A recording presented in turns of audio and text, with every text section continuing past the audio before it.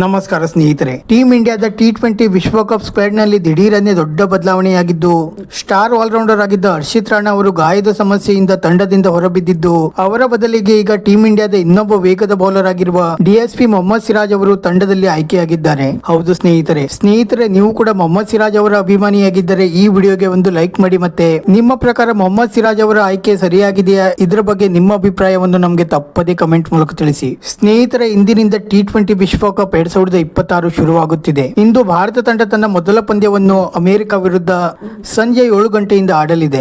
ಆದರೆ ಈ ಪಂದ್ಯ ನಡೆಯುವ ಕೆಲವೇ ಸಮಯದ ಮುಂಚೆ ಟೀಮ್ ಇಂಡಿಯಾದಲ್ಲಿ ದೊಡ್ಡ ಬದಲಾವಣೆಯಾಗಿದ್ದು, ವಾರ್ಮ್ ಅಪ್ ಪಂದ್ಯದಲ್ಲಿ ಗಾಯದ ಸಮಸ್ಯೆಗೆ ತುತ್ತಾಗಿದ್ದ ಸ್ಟಾರ್ ವೇಗದ ಆಲ್ರೌಂಡರ್ ಹರ್ಷಿತ್ ರಾಣಾ ಅವರು ಈಗ ಗಾಯದ ಸಮಸ್ಯೆಗೆ ತುತ್ತಾಗಿ T20 ವಿಶ್ವಕಪ್ ಸ್ಕ್ವಾಡ್ ನಿಂದ ಹೊರಬಿದ್ದಿದ್ದಾರೆ. ಅವರ ಬದಲಿಗೆ ಈಗ BCCI ರಿಪ್ಲೇಸ್ಮೆಂಟ್ ರೂಪದಲ್ಲಿ ಮೊಹಮ್ಮದ್ ಸಿರಾಜ್ ಅವರನ್ನು ಆಯ್ಕೆ ಮಾಡಿದ್ದು, ಆದಷ್ಟು ಬೇಗ ಮೊಹಮ್ಮದ್ ಸಿರಾಜ್ ಅವರು ಈಗ ಟೀಮ್ ಇಂಡಿಯಾಗೆ ಸೇರಿಕೊಳ್ಳಲಿದ್ದಾರೆ. ಕಳೆದ T20 ವಿಶ್ವಕಪ್ ನಲ್ಲಿಯೂ ಕೂಡ ಭಾರತ ಗೆದ್ದಾಗ ಮೊಹಮ್ಮದ್ ಸಿರಾಜ್ ಅವರು ಟೀಮ್ ಇಂಡಿಯಾದ ಸದಸ್ಯರಾಗಿದ್ದರು. ಆದರೆ ಈಗ ಮೊಹಮ್ಮದ್ ಸಿರಾಜ್ ಅವರಿಗೆ ಇನ್ನೊಮ್ಮೆ ಅವಕಾಶ ಸಿಕ್ಕಿದ್ದು, ಸಿಕ್ಕ ಅವಕಾಶವನ್ನು ಮೊಹಮ್ಮದ್ ಸಿರಾಜ್ ಅವರು ಯಾವ ರೀತಿ ಬಳಸಿಕೊಳ್ಳುತ್ತಾರೆ ಎಂದು ಕಾದು ನೋಡಬೇಕಾಗಿದೆ. ವಿಡಿಯೋ ಇಷ್ಟ ಆಗಿದ್ದರೆ ಲೈಕ್ ಮಾಡಿ, ಮತ್ತೆ ಚಾನೆಲ್ ಅನ್ನು ಸಬ್ಸ್ಕ್ರೈಬ್ ಮಾಡಲು ಮರೆಯಬೇಡಿ.